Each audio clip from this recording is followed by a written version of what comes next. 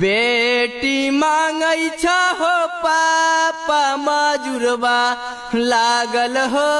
बेनिया औरो मांगै छ सुन्दर जामाई औरो मांगै छ सुन्दर जामाई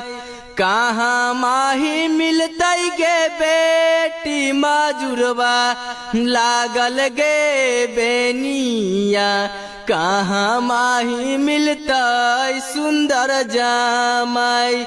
कहाँ माही मिलतै सुन्दर जामाई बाजितपुर में मिलता हो पापा मजुरबा लागल हो बेनिया